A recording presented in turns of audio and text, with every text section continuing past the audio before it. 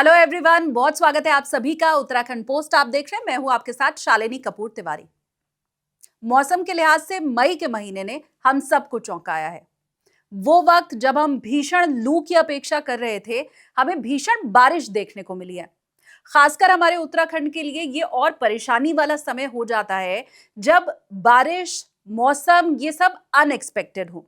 पता ही ना लगे कि कब बादल फट जाएगा, पता ही ना लगे कब भीषण सैलाब आ जाएगा, और वो भी तब जबकि ये टूरिज्म वाला महीना चल रहा है। मई और जून में क्योंकि स्कूल कॉलेजेस बंद रहते हैं, समर वेकेशन होता है, हमारे उत्तराखंड में सबसे ज्यादा टूरिस्ट आते हैं और वही हमारे लिए एक बहुत बड़ी जीविका का भी साधन है। तो मेरे उत्तराखंड में जहां पर वैसे ही बारिश हर बार मुसीबत लेकर के आती है, इस बार जब मॉनसून जरूरत से ज्यादा होगा, मौसम विभाग ने ये बोल दिया है, और अनएक्सपेक्टेड रहेगा, तो क्या जून का महीना हम सब के लिए भीषण तबाही तो नहीं लेकर के आने वाला है? यही आज समझने की इस वीडियो में हम कोशिश करेंगे। मेरे साथ जो गेस्ट मौजूद हैं वो बहुत खास हैं। एवीएम जीपी शर्मा जी मेरे साथ हैं, तो मिलकर के उनका स्वागत कर लेते हैं। बहुत स्वागत है सर आपका। धन्यवाद। क्या ऐसा कुछ है कि क्योंकि चारधाम यात्रा शुरू हो चुकी है, तो चारधाम यात्रा में फिर श्रद्धालु भी उतने ही उमड़ेंगे, तो ऐसा कुछ है कि चारधाम यात्रा पर खतरा ज़्यादा है? आप मसूरी नैनीताल जा रहे हैं तो वहाँ पर लैंडस्लाइड का खतरा कम है, तो अगर आपको जाना भी है तो आप चारधाम यात्रा मत जाइए, आप दूसरी जगह चले जाइए, ऐसा भी कुछ है पहाड़ों का? देखिए, चारधाम यात्रा के साथ साथ अभी तो अमरनाथ यात्रा भी होगी। मैंने जैसे बताया, पहाड़ों की मेट्रोलॉजी जो है सबसे ज़्यादा कॉम्प्लेक्स है। दूसरा, हिमालयाज़ जो हैं, पूरे के पूरे हिमालयाज़ जो हमारे जम्मू कश्मीर इससे लेके हिमाचल प्रदेश आगे तक हम चलते हैं, सबसे नई रेंज है पहाड़ों में। हालांकि है लाखों साल पुराने, लेकिन आप हिस्ट्री में जाएंगे तो सबसे नवीनतम, सबसे न्यू रेंजेस अगर हैं एज वाइज, तो वो हिमालयाज़ की हैं, और सबसे ज़्यादा फ्रेजाइल भी जो हैं तो वो यही रेंजेस हैं। और इनमें भी अगर जम्मू कश्मीर, हिमाचल और उत्तराखंड की बात करें तो सबसे ज़्यादा फ्रेजिलिटी जो है वो उत्तराखंड में है। कहने का मतलब है कि कुछ भी अगर छोटा मोटा भी इंसिडेंट कई बार होता है तो पहाड़ों की कॉम्प्लेक्सिटी के कारण वो किसी बड़े ख़तरे में भी तब्दील हो सकता है। बिकॉज हमने पिछले बार देखा भी है, अगर आपने देखिए देश के बाकी भागों में या ग्लोब के बाकी भागों में भी, अभी पिछली रात की ही ये खबर है कि जो स्विस एल्प्स में वो ग्लेशियर कोलैप्स कर गया है। वो कोलैप्स होने के बाद उसके पास का जो गाँव है पूरा दब गया उसमें। तो कहने का मतलब है कि फ्रेजिलिटी की वजह से ऐसे जो हमारे पास तो हज़ारों ग्लेशियर हैं उस क्षेत्रों में, उनमें हमेशा ख़तरा बना रहता है अलग अलग रीज़न की वजह से। कब कुछ कोलैप्स हो जाएगा, अगर वो कोलैप्स हो जाते हैं क्या होता है, एक तो जैसे मैंने बताया जो भी उसके आसपास के क्षेत्र हैं उसमें दब जाएंगे। उसके साथ इतना मलबा आता है, चाहे वो आप रॉक्स की बात करें, रोलिंग स्टोन्स की बात करें, ट्रीज़ है या मड है, इतना रफ्तार से आएगा, समय नहीं मिलता है आपको बचने का। तो और ये जो ग्लेशियर्स हैं, जैसे जिसकी मैंने बात की कोलैप्स हुआ, ऐसे हमारे भी हुआ है। ग्लॉफ जिसको कहते हैं, ग्लेशियर लेक आउटबर्स्ट फ्लड्स, इसके कारण ही है। जब कोई ग्लेशियर कोलैप्स होकर किसी वाटर बॉडी में अगर गिर जाता है, कोई लेक है अगर पास में, वो ब्लॉक हो जाती है, उसमें वाटर लेवल बढ़ता रहता है और एक स्टेज आती है जब वो बस्ट हो जाएगी तो क्या होगा, उसके बाद वही पानी का बहाव इतनी तेज़, वो नुकसान किया भी है। अभी पिछले थोड़े साल पहले की ही बात है, 2021 की या शायद 22 की, जब ये उत्तराखंड में भी हुआ था, हमारे हाइडल प्रोजेक्ट वॉश आउट हो गया था। कहने का ये मतलब है कि हमें सतर्कता तो बहुत ज़्यादा बरतनी पड़ेगी इन सब के लिए। हो सकता है हर बार संभव ना हो पाए हर एक इंसान के लिए कि ठीक है, क्योंकि आफ्टर ऑल पर्यटक स्थल हैं, लोग बाग जाना ज़रूर चाहेंगे, जाएंगे भी, इनकम का ज़रिया भी हैं, चाहे आप चारधाम यात्रा कहिए या अमरनाथ यात्रा कहिए। श्रद्धा भी लोगों की बहुत रहती है इन सभी धार्मिक एक्टिविटीज़ में। पर कुछ भी कहें, ख़तरे से खाली तो कुछ नहीं है, विशेषकर ये सीज़न प्री मानसून के दिनों से लेके, और विशेषकर मानसून के दिनों में प्रेडिक्टेबिलिटी बहुत सफ़र करती है, चैलेंजेस बहुत ज़्यादा बढ़ जाते हैं। और उन चैलेंज के साथ साथ, क्योंकि इतनी सटीक प्रिडिक्शन करना मुश्किल हो जाता है। तो इसलिए सुझाव यही है कि जब भी कोई अलर्ट, अलार्म, कोई चेतावनी अगर दी जाती है तो उसका संज्ञान लें और उसको अमल में लाएं। जितना हो सके उस दौरान तो थोड़ा अवॉइड कीजिए। अगला समय फिर मिलेगा जाने के लिए, उसकी इंतज़ार करिए। तो मेरा तो अपना यही सुझाव है जी। सर, अक्सर हम सुनते हैं कि पहाड़ी इलाकों में बादल फट गया और अचानक से पूरा मलबा नीचे आता है और बहुत जान माल का नुकसान होता है। तो अगर मैं एक आम भाषा में आपसे समझना चाहूँ कि ये पहला तो बादल का फटना क्या है और क्या इसका प्रिडिक्शन हो पाता है? एक साधारण से शब्दों में कहें तो क्लाउड बर्स्ट का या बादल फटने का इंसिडेंट तब होता है, मतलब बहुत तेज़ इंटेंस रेन, बहुत कम समय में बहुत ज़्यादा वर्षा। आंकड़ों की बात करें तो जनरली उसका स्केल होता है कि लगभग 100 मिलीमीटर या 10 सेंटीमीटर वर्षा हो जाए 1 घंटे के अंदर अंदर। इस रेट से अगर वर्षा होती रहती है और कुछ समय के लिए चलती है, 1 घंटा या उससे ज़्यादा भी चलती है, तो उसी को ही हम क्लाउड बर्स्ट कहते हैं। 100 मिलीमीटर वर्षा 1 घंटे के अंदर अंदर हो, किसी भी जगह हो, चाहे पहाड़ी क्षेत्र हो या दूसरे भी हो, तो उसको हम क्लाउड बर्स्ट में गिना जाता है। ज़्यादातर इंसिडेंट्स उसके पहाड़ी क्षेत्रों में ही होते हैं। और जैसे मैंने कहा, फोरकास्टिंग और complexity of weather, degree of difficulty in the hilly terrain, ये सब कुछ मिला के एक बहुत ही चिंता का विषय भी बन जाता है और एक कॉम्प्लेक्स स्टेज भी आ जाती है कि prediction to the point possible नहीं होती। अगर आप बोलें कि मैं क्लाउड बर्स्ट की फोरकास्ट कर सकता हूँ, नहीं हो सकती। हम अंदाज़ ज़रूर लगा सकते हैं कि हाँ, ऐसी सिचुएशन बन गई है, इसके चलते भारी वर्षा हो सकती है, इन क्षेत्रों में हो सकती है, वो ज़रूर उसकी प्रेडिक्शन दी जा सकती है। पर क्लाउड बर्स्ट होगा या नहीं होगा, उसके बारे में जानकारी देना नेक्स्ट टू इम्पॉसिबल है। और ज़्यादातर देखिए, क्लाउड बर्स्ट जो है उसकी आप समय से बहुत पहले 24 घंटे पहले दें तो वो तो संभव ही नहीं है।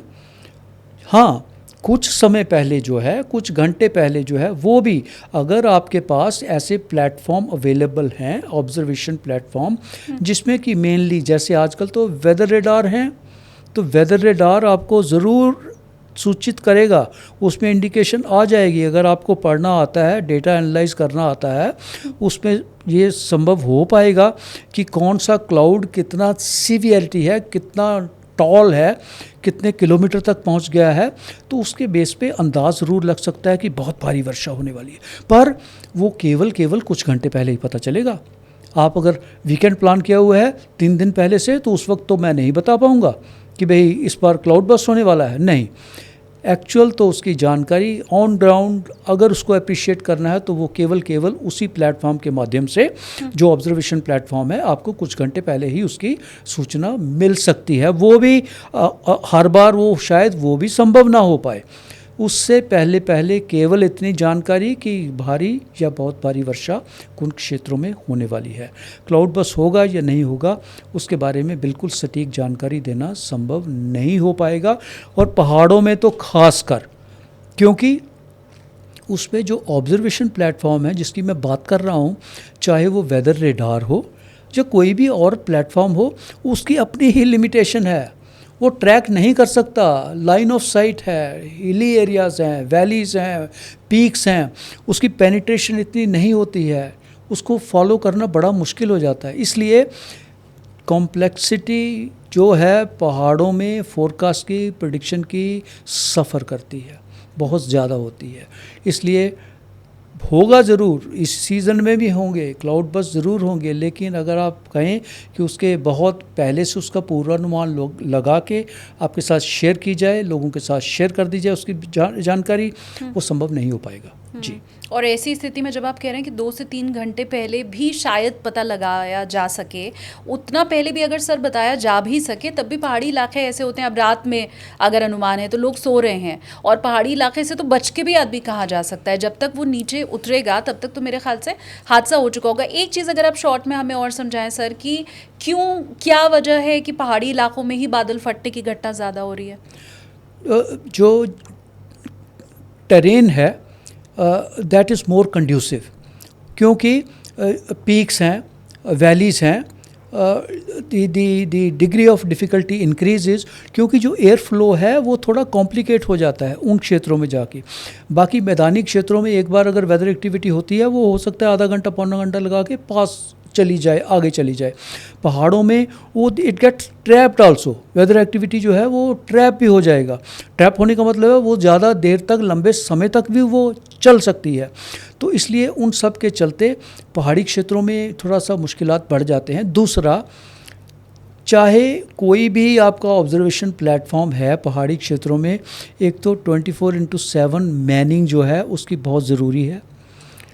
अब देखिए, वेदर रेडार ऐसा है, आप किसी दूसरी जगह, रिमोट जगह पे किसी दूसरी जगह जा के भी उसको हम मॉनिटर कर सकते हैं, पर अगर उसी जगह से ही बैठे बैठे वहाँ पे हमारे पास अवेलेबल है फैसिलिटी मॉनिटर करने की, तो वो ज़्यादा इफ़ेक्टिव रहेगी। और उसके साथ साथ dissemination of information is very important. Currency of weather information is very important. वही जो इन्फॉर्मेशन अगर मुझे अभी के अभी डिसेमिनेट करनी है, अगर मैं उसमें कुछ घंटों की देरी करता हूँ तो it becomes stale, it loses its meaning, फ़ायदा ही नहीं रहेगा। Dissemination has to be perfectly coordinated. उसके लिए आपको रिसोर्स चाहिए। कोई ऐसा समय है जिसमें कि लोगों तक पहुंच पाना संभव नहीं है, मीन्स नहीं है, तो आप बताएंगे कैसे उनको? जैसे मैंने कहा, देर रात में, मध्य रात्रि या उसके बाद से कुछ ऐसी सिचुएशन बन रही है कि किसी विशेष एरिया में अगर ऐसा होने वाला है या बहुत हैवी रेन होने वाली है, तो उसको लोगों तक वो इन्फॉर्मेशन पहुंचाई जा तो सकती है, लेकिन एक मुश्किल काम है। समय रहते, दिन के समय अगर कोई विपदा आपदा आ भी जाती है तो उसमें बचाव का कुछ ना कुछ चांस ज़रूर बना रहता है। हाँ। चाहे जैसे हम अर्थक्वेक की बात भी कहें, अगर दिन के समय आता है तो कुछ तो संभव हो पाएगा, लेकिन सोते सोते ही अगर कुछ हो गया तो उसके बाद तो फिर कुछ नहीं कर पाएंगे आप। इसी तरह ये वाली जो नेचुरल कैलेमिटीज़ जो हैं, हैवी रेन्स की, क्लाउड बस्ट की, ये भी अगर समय रहते, दिन के समय, दिन के उजाले में रेस्क्यू ऑपरेशन ही हो, वो भी संभव तभी हो पाते हैं। तो मुश्किलात बहुत सारी हो जाती हैं। समय अगर अनुकूल है तो आप सब कुछ कर सकते हैं, इन्फॉर्मेशन भी शायद जल्दी पहुंचा सकते हैं, दे सकते हैं, रेस्क्यू अगर चाहिए तो वो भी आप अंडरटेक कर सकते हैं। तो आसानी थोड़ी ज़रूर हो जाती है, लेकिन उन सब कुछ हर बार संभव नहीं हो पाता। तो उसी कारण ही जब कोई ऐसी त्रासदी, आपातकालीन कोई स्थिति ऐसी आ जाती है, तो उसके कारण हमें उससे जूझना पड़ता है। और नुकसान एक बार नहीं, पहले भी बहुत बार हुआ है। हमें बहुत ज़्यादा सतर्क रहने की ज़रूरत रहेगी इसके बारे में। जी। केदारनाथ में जब त्रासदी हुई थी सर, तो उसके बाद हर तरफ से यही आवाज़ उठी थी। जितने हमारे पर्यटन, हमारे जितने एक्सपर्ट्स थे, उन्होंने भी ये कहा था कि ये जो बढ़ता पर्यटन है और इंसानों ने जो वहाँ पे भी कंक्रीट का जंगल बना दिया, इतना कंस्ट्रक्शन हो गया, इतनी गंदगी हमने शहरों की वहाँ पर पहुँचा दी, ये उसके चलते है। तब भी लोगों ने कहा था कि मौसम नहीं बदल रहा है, मौसम बदला ले रहा है। तो आप भी क्या ये मानते हैं कि ये जो पहाड़ों पर हो रहा है, अचानक से कभी भी कुछ भी हो जाता है और एक बड़ी त्रासदी होती है, उसके पीछे हम इंसान ही हैं, हम मनुष्य भी हैं, ये आपका भी मानना है? मतलब मैं और इसे क्लियर करूं, आप इसे नॉर्मल मान रहे हैं कि प्रकृति में ये होता ही है, या आप इसे मान रहे हैं कि ये मैन मेड है? बहुत ज़्यादा हिस्सा इसका मैन मेड है। जैसे जब हम क्लाइमेट चेंज की बात करते हैं तो क्लाइमेट चेंज में भी ह्यूमन इंड्यूस्ड क्लाइमेट चेंज का सबसे बड़ा रोल है। इसी तरह इसमें भी पहाड़ों की बात करें, अभी मैंने जिससे बात की कि फ्रेजिलिटी जो है वो बहुत ज़्यादा है, विशेषकर उत्तराखंड जैसे क्षेत्रों में। और जितना पर्यटन बढ़ता है और जितना उसके लिए जो वहाँ इंफ्रास्ट्रक्चर बढ़ रहा है, ये सब एक एडिशनल लोड है उस क्षेत्र पर, जो कि पहले से ही फ्रेजाइल है। लेकिन ये सब लोड बढ़ जाने के कारण आए दिन हमें देखने को मिलता है, एक स्टेज ऐसी पहुंचती है कि हम उस कगार पे पहुंच जाते हैं जिसमें कि चीज़ें कोलैप्स हो जाती हैं, और उसके कारण फिर दैट इज़ इररिकवरेबल। अगर वो, हमें कोशिश तो यही करनी चाहिए कि हम पहले तो उसका संज्ञान लें उस इंफ्रास्ट्रक्चर का, जिसके कारण आफ्टर ऑल पहाड़ों में इंफ्रास्ट्रक्चर बनाना इतना आसान काम नहीं है। उसमें जो छेड़छाड़ होती रहती है उसका बहुत दूरगामी परिणाम होते हैं। जो भी उसके सतह के नीचे तक जो है वो सब प्रभावित होती हैं, उसके जो बेस है वो प्रभावित होता है। ऐसे ही त्रासदी नहीं आती है, कुछ ना कुछ उसकी बैकग्राउंड ज़रूर रहती है। पर हम डेवलपमेंट के चलते या पर्यटक को बढ़ावा देने के चलते हम कोशिश में रहते हैं कि ठीक है, साधन और ज़्यादा से ज़्यादा दिए जाएं लोगों को, अच्छी बात तो है, लेकिन all these facilities come with some cost. That cost वो कभी कभी मटेरियल कॉस्ट तो है ही है, लेकिन जो human lives are there, precious lives, you can't lose them. Okay, that is my view. ये केदारनाथ में जो हेलीकॉप्टर चल रहे हैं, मैं सिर्फ आपका नज़रिया समझना चाहती हूँ कि क्या उससे भी वहाँ के जो पहाड़ हैं, क्योंकि मैं एक वीडियो देख रही थी तो उसमें बाकायदा बताया गया था कि ये पर्यटकों के लिए ज़रूर सुविधाजनक हो गया है कि जो बूढ़े हैं वो भी अब जाकर के यात्रा कर पा रहे हैं, लेकिन वो जो पूरी सराउंडिंग है वहाँ पर पहाड़ों की, उसको इससे नुकसान ही पहुँच रहा है। तो क्या वाकई ऐसा है? देखिए, मैंने आपको जैसे अभी कहा कि वेदर जो है बहुत ही कॉम्प्लेक्स होता है पहाड़ों के अंदर। हाँ। चाहे नीचे गौरीकुंड या दूसरे हेलीपैड से लेके केदारनाथ पहुंचने के लिए लगेंगे 15-20 मिनट ही, हो सकता है आधे घंटे से कम समय लगेगा। लेकिन एक तो मौसम में बहुत जल्द बदलाव आ जाता है। जितने हेलीकॉप्टर फ्लाइंग है, सबसे बड़ा गोल्डन रूल तो उनके लिए ये है कि सभी हेलीकॉप्टर्स को ग्राउंड कांटेक्ट में रखनी पड़ती है। हर किसी वक्त अगर वो फ्लाई कर रहा है, ground contact has to be made all the time. नहीं हो पाता, चांस लिया जाता है, बदलाव इतनी जल्दी होता है, आपके सामने क्लाउड्स एकदम से आ जाते हैं, आप यू आर ऑब्सक्योर्ड कंडीशन उसके अंदर फ्लाई। मैंने देखा है, मैं खुद गया हूँ, जब पैदल गया हूँ नीचे गौरीकुंड से केदारनाथ, और साथ में बगल में जो वैली बनी है उसमें हेलीकॉप्टर भी फ्लाई करते देखे हैं मैंने। और ऐसी कंडीशन आई कि जब क्लाउड्स आए तो आपको जहाज़ तो नहीं दिख रहा, और आई एम श्योर कि जो जहाज़ जो पायलट है उसको भी तो ग्राउंड नहीं दिख रही। तो ऐसी कंडीशन में भी फ्लाई कर रहे हैं। दूसरा, जितने ये फ्लाई करते हैं हेलीकॉप्टर या हमारे जो ये साधन हैं उन क्षेत्रों में, क्योंकि पहाड़ों में हमेशा ये लाइट हेलीकॉप्टर होने चाहिए, आल्टीट्यूड की वजह से आसान रहता है ज़रा। और जितने ये ज़्यादातर तो हेलीकॉप्टर्स हैं सिंगल इंजन है, सिंगल पायलट भी हैं। जनरली एक हेलीकॉप्टर में 2 पायलट कुछ ना कुछ एक दूसरे को मदद करने के लिए, देखभाल करने के लिए, जानकारी के लिए तो एक दूसरे को बताते, लेकिन यही है सिंगल पायलट है तो उसको वो ही इज़ द होल सोल, सब कुछ करना है, टेरेन भी देखनी है, वेदर भी देखना है, अगल बगल भी सब कुछ जानकारी देनी है। ह्यूमन माइंड है, गलती किससे होती है? गलती तो उससे ही होगी और होती है। कोई भी तो ऐसा साल नहीं गुजरा ठीक जिसमें कि हमारा कोई हेलीकॉप्टर एक्सीडेंट ना हुआ हो। कोई साल गिनाइए इन्हीं सभी क्षेत्रों में जहाँ जहाँ ये सुविधा उपलब्ध है, या इन यात्रा के दिनों में आए दिन कुछ ना कुछ तो होता रहता है। देखिए, एविएशन में तो एवरीथिंग इज़ नॉट सेफ, हमें तो रिस्क तो लेना पड़ेगा अगर है तो, लेकिन इन क्षेत्रों में रिस्क बढ़ जाता है, बहुत ज़्यादा हो जाता है। और विशेषकर मानसून के दिनों में तो अनप्रडिक्टेबिलिटी, जैसे मैंने पहले कहा, बढ़ जाती है। तो इसलिए आपको ऐसे स्थितियां देखने को मिलेगी कि उसमें there is point of no return. आप बीच में हैं, ना आप आगे जा सकते हैं ना पीछे आ सकते हैं, सो यू प्रेस ऑन। और उस चक्कर में कभी यू डू नॉट नो कि ये हिलॉक जो है तुम्हारे से कितना दूर है, कितना दूर रह गया, लेफ़्ट है राइट है कैसे है। एक्सीडेंट इसीलिए होते हैं। मशीन फेलियर भी होते हैं, उसके कारण भी होता है ज़रूर, इंसिडेंट ज़रूर कम है। टेक्निकल एरर ज़्यादा है, ह्यूमन एरर ज़्यादा है। वो इसी कारण है कि वहाँ वेरिएबिलिटी ऑफ वेदर बहुत ज़्यादा है। जो आपके मैनेजेबल सिचुएशन है, that possibly crosses the limit also. Okay, so उसके चलते हमें ये सब देखने को मिल रहा है। ज़रूरी है कि हम गाइडलाइंस रखी हुई हैं, ऐसा नहीं है कि मापदंड नहीं बनाए गए हैं, बाकायदा हैं, हम उनका उल्लंघन करते हैं। जब भी करते हैं तो उसमें ये स्थिति पैदा होती है, और जो इसका विशेष मुख्य रूप से कारण बनती है। जी हमने मौसम को बदलते हुए बीते बहुत समय में देखा है, जैसे मैंने शुरुआत में ही कहा था कि अब शायद जो सर्दियां हैं वो आगे खिसक गई हैं, जितना मुझे समझ आता है।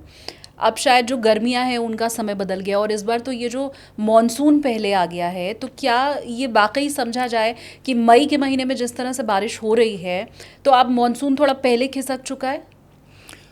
देखिए, ऐसा हम ऑथेंटिकली नहीं कह सकते, इसलिए आज़ादी के बाद से 1947 के बाद की बात करें, आज के दिन में 79 वर्ष हो गए। 79 वर्षों में 13 वर्ष में ही मानसून 1 जून को आया है। बाकियों में मई के महीने में 34 बार और जून के महीने में 32 बार बराबर। तो कोई लार्ज ऑसिलेशन मानसून वेरिएशन को देखने को मिले तो वो नहीं है। हालांकि पिछले कुछ सालों की बात करें, 10-15 सालों 12-15 सालों की बात करें, मानसून अगर जल्दी आता भी था तो 1-2-3 दिन 30 मई को आ गया, 31 को आ गया या 29 मई को आ गया, ऐसा हुआ। लेट ज़रूर हुआ, 2 बार लेट आया है। 8 जून को आया है तो 2019 में भी आया है, 2023 में भी आया है 8 जून। लेकिन अगर पहले आता था तो 1-2 दिन इतना ही वेरिएशन था। और इस बार तो 24 अप्रैल बहुत 24 मई को तो बदलाव तो है, लेकिन ऐसा नहीं है पहले नहीं हुआ कभी। सबसे जल्दी अगर मानसून अपने रिकॉर्ड में कभी आया था तो वो 17 मई 1962 को आया था। 17 मई 1962 को उसका ऑनसेट हुआ था। और सबसे लेट कहें 18 जून 1972 को, 18 जून तक। तो इतनी वेरिएबिलिटी है इसमें। तो ऐसा नहीं है कि पहली बार ही ऐसा हो रहा है। हालांकि 2009 में की बात करते थे जब, तो 23 मई को भी आया था। तो बहुत सारे इंसिडेंट हमें मिल जाएंगे आगे के पीछे के ऐसे करके। पर हाँ, जब भी सामान्य से ज़्यादा वेरिएबिलिटी होती है तो उसका कारण हमें ढूंढना पड़ता है कि क्यों आया, जो कि इस बार के कारण हैं। और इसका ऐसा नहीं है कि एकदम से आ गया, उसका अनुमान पहले से लगाया गया था और ऐसी भविष्यवाणी की भी गई थी, फोरकास्ट भी दी गई थी। इस बार मानसून समय से पहले आएगा, लेकिन कितना पहले आएगा ये नहीं, अंदाज़ ये नहीं सटीक था कि 24 अप्रैल को ही आ जाएगा, कभी 27 के भी आसपास आ सकता है, 28। तो इसलिए मौसम जो है साइकिल में, वेदर साइकिल में क्लाइमेट चेंज के कारण ही बदलाव तो ज़रूर है। कुछ तो उसका कारण रोटेशन ऑफ द अर्थ भी होता है, जिसका एक्सेस ऑफ द अर्थ, उसमें भी तो कुछ चाहे बहुत हल्का सा ही करिए, उसके टिल्ट में जो है फ़र्क तो हो रहा है। मौसम का सारे जो सीज़न आते हैं किस लिए हैं? ये अर्थ की वजह से ही है, उसकी रोटेशन की वजह से, उसके टिल्ट के कारण ही है, उसकी जो रोटेशन है वो उसके कारण ही है। तो उसमें बदलाव तो ज़रूर है, लेकिन वो बदलाव इतना ज़्यादा नहीं है कि एकदम से हमें 5-10 सालों में हमें इतना बदलाव देखने को मिले। चाहे मानसून साइकिल कहिए या दूसरे जो हमारे विंटर साइकिल है या प्री मानसून साइकिल है, कि उसमें इतने ज़्यादा बदलाव आ जाएं, पर ये विजिबल है। मैं तो कह रहा हूँ, जब हम पढ़ते थे, मुझे याद है लगभग 25-30-40 साल पहले की बात करें, जिस तरह का मौसम होता था, आज तो वो मौसम देखने को नहीं मिलता है। हाँ।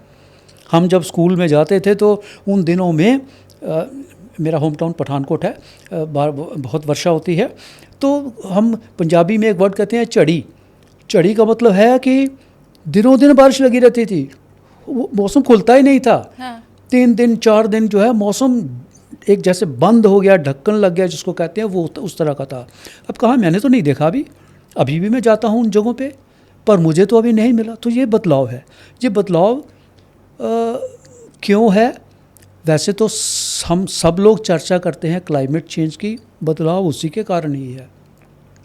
हम रियलाइज़ करें या नहीं करें, climate change is a reality, global warming is a reality.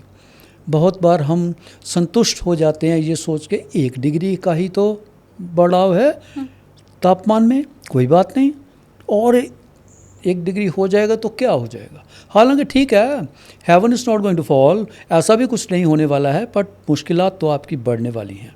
जिस तरीके से हम चल रहे हैं, ह्यूमन इंड्यूस्ड क्लाइमेट चेंज आपको एक बहुत बड़े खतरे की तरफ लगातार ले जा रहा है। शायद हम अपने जीवन काल में वो समय देखें या नहीं देखें, लेकिन आने वाले जो लोग हैं, आने वाले पुश्तें हैं, उनको ज़रूर उसका जो है भुगतना पड़ेगा, उसका खमियाजा। उसका ज़रूर भुगतना पड़ेगा, क्योंकि हम कुछ कर नहीं रहे हैं उसके बारे में।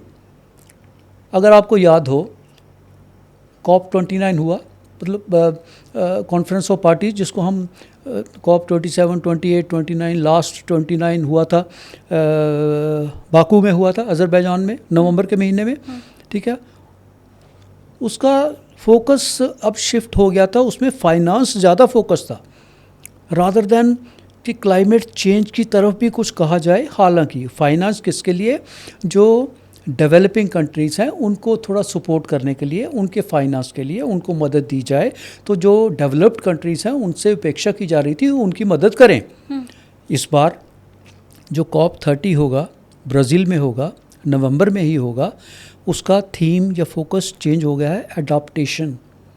कहने का मतलब क्या कि क्लाइमेट चेंज में अगर कुछ हम कंट्रोल नहीं कर पा रहे हैं तो बेटर वी लर्न कि resilience to climate change buildup करें।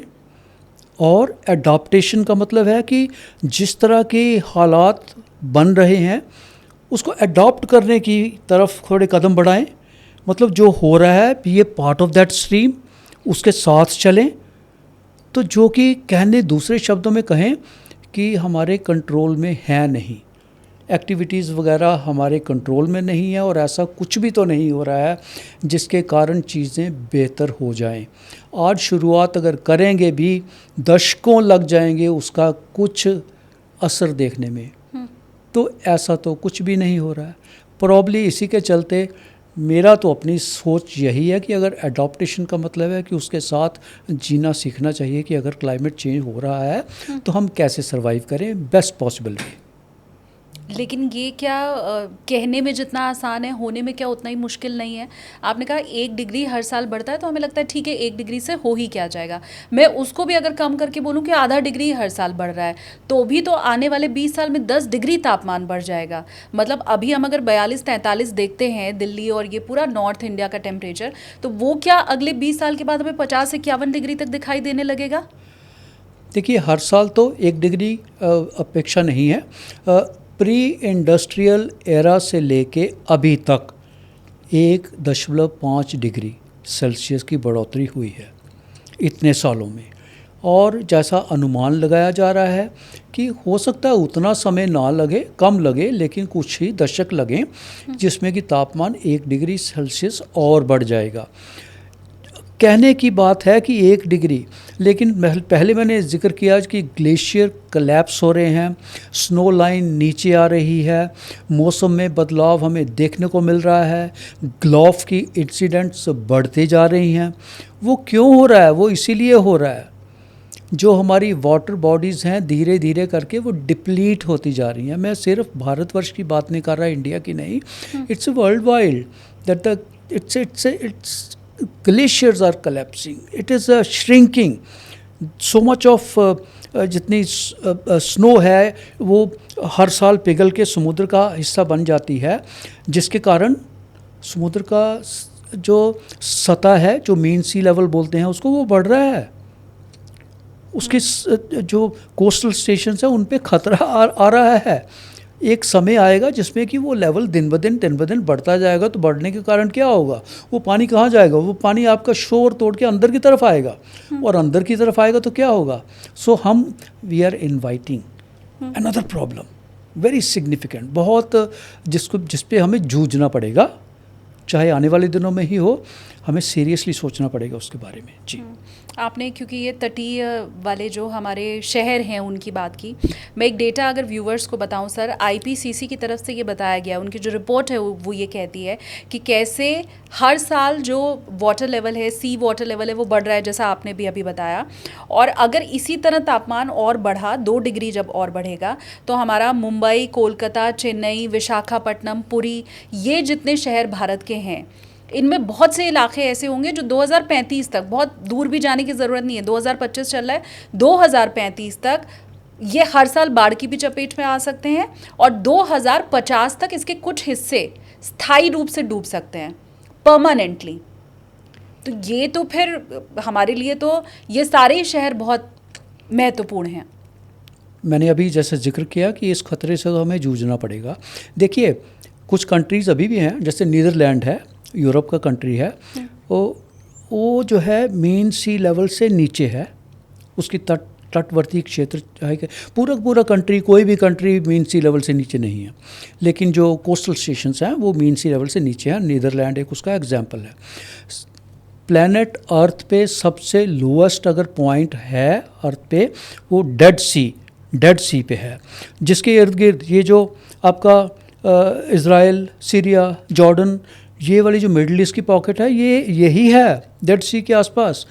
ओके, सबसे ज़्यादा खतरा इन क्षेत्रों पे भी मंडरा रहा है।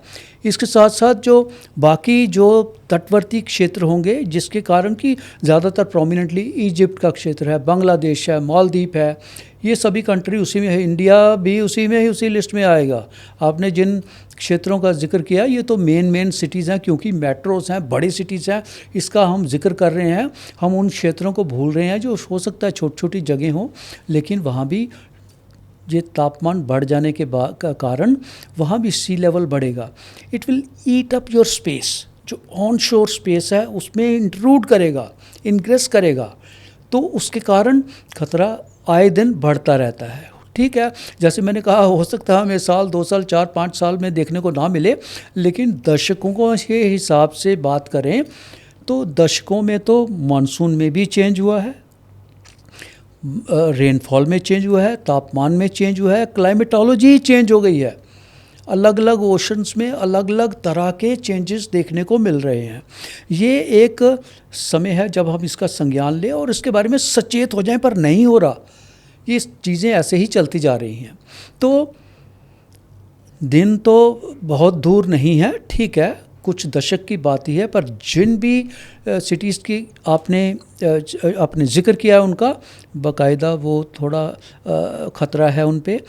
इसी कारण, क्लाइमेट चेंज के कारण, तापमान बढ़ने के कारण, जो भी अगर समुद्र का तापमान या स्नो लाइन या ग्लेशियर या जो भी जब कलेप्स होंगे, मैंने जैसे कहा, आ जाके वो पानी सब कुछ वो जो है वो समुद्र में ही आएगा और मेन सी लेवल और जो सी लेवल है वो बढ़ेगा।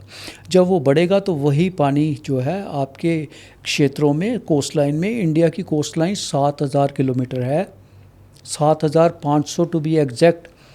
और इसमें अगर जो आइलैंड्स की बात करें, जैसे बे आइलैंड्स की एक तरफ एक चेन है, 100 से भी ज़्यादा आइलैंड होंगे, और इसी तरह लक्षद्वीप साइड में बहुत सारे इसी मात्रा में यहाँ भी हैं। तो लुप्त हो जाएंगे कई आइलैंड, तो हमारे पास नहीं रहेंगे। खतरा तो बहुत हाई स्केल का है, मंडरा रहा है, विजिबल भी है, जानकारी भी है, लेकिन समय रहते हम अगर नहीं कुछ कर पाए तो हमें उससे जूझना पड़ेगा। एक रियलिटी है। अब उसके बारे में क्या है, ऐसा नहीं है किसी एक कंट्री का या किसी एक सेक्शन की जिम्मेवारी है कि उसमें थोड़ा सुधार लाया जाए या उसको कैसे टैकल किया जाए। वर्ल्ड वाइड प्रॉब्लम है, इसलिए सबको इकट्ठे जूझना पड़ेगा, पर वो काम नहीं हो रहा है। बहुत ज़्यादा फंडिंग की ज़रूरत है क्लाइमेट चेंज को, ग्लोबल वार्मिंग को कंट्रोल में लाने के लिए। पैसे के बिना तो नहीं कुछ भी होता, पैसा तो लगेगा। अब कुछ मजबूरी ये है कि जो ग्लोबल साउथ वाले कंट्रीज़ हैं या डेवलपिंग कंट्रीज़ हैं, थर्ड वर्ल्ड कंट्रीज़ हैं, इतने रिसोर्सफुल नहीं हैं, मुश्किल है उनके लिए। तो जो डेवलप्ड कंट्रीज़ हैं, हाँ रिच कंट्रीज़ हैं, उनको आगे आना चाहिए, करना चाहिए। फंडिंग के लिए वो है। यूएस तो पहले he has pulled out from the climate change aspects, जबकि किया धरा उनका ही सबसे ज़्यादा है। तो पर अब कुछ किसी को नहीं, कुछ रिस्पॉन्सिबिलिटी पिन करना कि भाई किसकी कितनी है, उससे जिसने किया है वो तो दूर दूर भाग रहे हैं, वो तो पीछा छुड़ाना चाहते हैं कि भाई जो है सो है। हाँ। तो इस सब के चलते मुश्किल की है जो थोड़े पुअर कंट्रीज़ हैं, डेवलपिंग कंट्रीज़ हैं, ज़्यादा विकसित नहीं है, उनके लिए ज़्यादा है। तो आने वाले दिनों में भी मुझे ऐसा ही लगता है कि हमें इस प्रॉब्लम का हल तो मुझे कोई नहीं दिख रहा, तो इसी तरह ही हमें जूझना पड़ेगा। अगर किसी तरह हो सकता है असमंजस की स्थिति ना रहे, और जो भी चाहे अगली कॉप जो है कॉन्फ्रेंस ऑफ पार्टीज़ में जो होगा, कुछ ना कुछ ऐसे डिसीजन तो पेरिस एग्रीमेंट से लेके चला था और अभी तक हम यहाँ पहुँचे हैं और बीच में मुझे आई एम अफ्रेड कि कुछ ज़्यादा नहीं हो पाया है। तो इसलिए कुछ ना कुछ बुद्धिमत्ता इसी में होगी कि अगर हम फर्मली एक रिजॉल्व लेके अगर कुछ कदम उठाए जाएं कि ये तभी सिचुएशन कंट्रोल में आ जाएगी। हालांकि सभी को ही इसका फ़ायदा होगा, किसी को कम किसी को ज़्यादा ज़रूर है, लेकिन वल्नरेबिलिटी तो सबके लिए एक जैसी है। तो इसलिए सुझाव यही है कि ऐसे जब भी कोई स्टेज हो, कोई फोरम हो या ऐसे मंच जब अवेलेबल होते हैं तो उनमें इसके बारे में सीरियसली डिस्कशन करके कुछ ऐसे स्टेप लिए जाएं और उसको फॉलो अप किया जाए ताकि उसका विजिबली हमें देखने को फ़ायदा मिले अगले कॉन्फ्रेंस तक। जी, एक आखिरी सवाल सर, क्लाइमेट चेंज आपके लिहाज से क्या है इंडिया को अगर ध्यान में रखते हुए मैं पूछूं तो, क्योंकि अभी आपने ही कहा कि आपके बचपन में जब आप स्कूल में थे तब के वेदर और अब के वेदर में बहुत फ़र्क है। इनफैक्ट ये मैं भी महसूस कर पाती हूँ कि जिस समय मैं स्कूल में थी तो मुझे याद है 3-4 दिन तक रेनी डे हो जाता था और स्कूल बंद हो जाते थे और लगातार 3 से 4 दिन बारिश होती थी, जो अब किसी भी टियर 2 टियर 3 सिटी में, गाँव में हमें नहीं दिखाई देती है। पहले की जो ठंड थी और अब की जो ठंड है उसमें भी ज़मीन आसमान का अंतर आ चुका है। तो अगर मैं सिर्फ भारत के दृष्टिकोण में आपसे पूछूं कि क्लाइमेट चेंज आप कितना देख पा रहे हैं, पहली चीज़, और क्या ये अलार्मिंग सिचुएशन है? देखिए, क्लाइमेट चेंज तो जैसे मैंने पहले भी कहा, इट्स ए रियलिटी, वो तो है। और चीज़ें कुछ ना कुछ अब बदल भी गई हैं पहले से। चाहे आप लाइफस्टाइल कहिए, वो भी बदल गया है। हमारे सुविधा साधन जो पहले होते थे उसके मुकाबले में अभी बदलाव है। अब देखें, हम बात करें तो काफ़ी ज़्यादा उन चीज़ों ये सब कंट्रीब्यूटरी फैक्टर हैं जो क्लाइमेट चेंज की तरफ और ज़्यादा हमें सतर्कता बरतने के लिए थोड़ा और सुझाव देते हैं कि हमें ज़रूर उसके बारे में कुछ ना कुछ करना चाहिए। देखिए, जो मौसम में बदलाव है, हालांकि ऑन गोइंग प्रोसेस है, पर हमारे देखते देखते ही ये पिछले कुछ दशकों से कुछ बदलाव ज़रूर इस तरह से हुए हैं जिसका कई बारी तो मुश्किल हो जाता है कि क्या ऐसे ही चलता रहेगा या इसमें कुछ हमें सुधार देखने को मिलेगा। लेकिन इसमें हमें कोशिश यही करनी चाहिए, सब कुछ रिस्पॉन्सिबल जो है वो वार्मिंग की वजह से है। तापमान को किसी तरह से अगर हम कंट्रोल कर सकें, जो बढ़ते तापमान है उसको किसी तरह से कंट्रोल कर सकें, ह्यूमन इंड्यूस्ड क्लाइमेट चेंज, बार बार मैं इसी का ही जिक्र करता हूँ, उसको अगर हम किसी तरह कंट्रोल कर सकें या कम कर सकें तो मेरे ख्याल में तो स्थिति में सुधार ज़रूर हो सकता है। और बच्चों का जो लाइफस्टाइल उनका भी है, हालांकि दे गेट एक्लेमेटाइज आल्सो। जिसकी बात हम कर रहे हैं उन्होंने वो समय देखा नहीं है कि कैसे होता था, तो अप्रिशिएट करना किसी सिचुएशन को, possibly it is best appreciated when you experience it physically. तो हमने वो किया हुआ है, हमारे बच्चों ने शायद वो समय देखा नहीं है, इसलिए उतना you can not appreciate the situation as such. पर ज़रूरी इतना है कि हम आने वाले दिनों में इसके बारे में जानकार रहें और इसके बारे में सतर्क रहें, सतर्कता बरतें। पिछले 10 साल अगर हम लें, सबसे गर्म अगर अभी के आंकड़ों में है तो पिछले 10 साल ही हैं। भारतवर्ष की बात करें तो जो हम सितंबर के महीने से शुरू हुए थे, हर महीना पिछले महीने से गर्म रहा है पिछले सालों की तुलना में।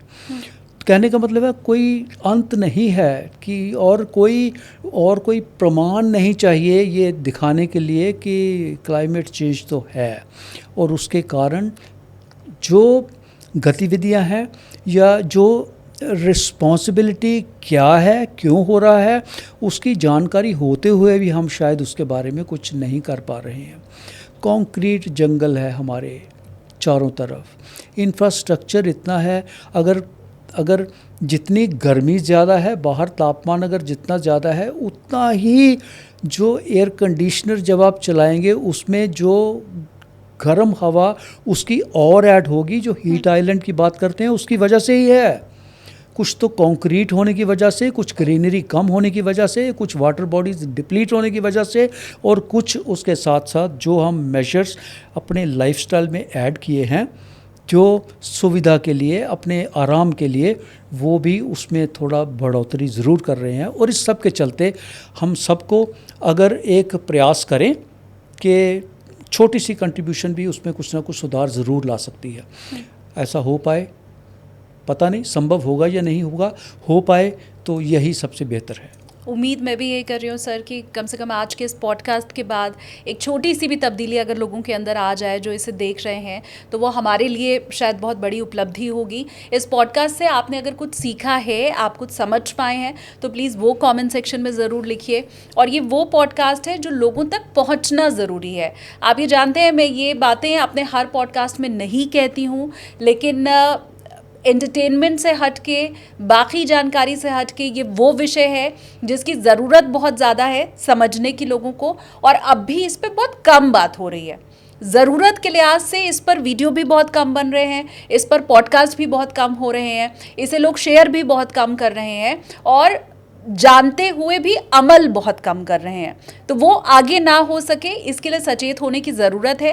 कमेंट सेक्शन में आपने जो भी आज के पॉडकास्ट से सीखा है, सर ने जो आसान भाषा में समझाया है, आप समझ पाए हैं, वो प्लीज़ आप लिखिए। इस वीडियो को, पॉडकास्ट को ज़्यादा से ज़्यादा शेयर कीजिए, लाइक कीजिए, ये जानते हुए कि ये रिक्वेस्ट मैं अपने हर पॉडकास्ट में आपसे नहीं करती हूँ। लेकिन अगर अब भी नहीं चेते तो शायद बहुत देर हो जाएगी, और फिर जब हम चेतेंगे तब हाथ से सब कुछ निकल चुका होगा। तो वह स्थिति ना आए, इसके लिए अभी सचेत होने की ज़रूरत है। इस वीडियो को आप ज़्यादा से ज़्यादा शेयर कीजिए, कॉमेंट कीजिए और लाइक कीजिए। Thank you so much sir, आपने इतना समय निकाला और बहुत आसान तरीके से, जो हमारी समझ में आ पाए वैसे बातों को समझाया। Thank you so much, sir. धन्यवाद Shalini. I enjoyed really this podcast. Thank you, sir.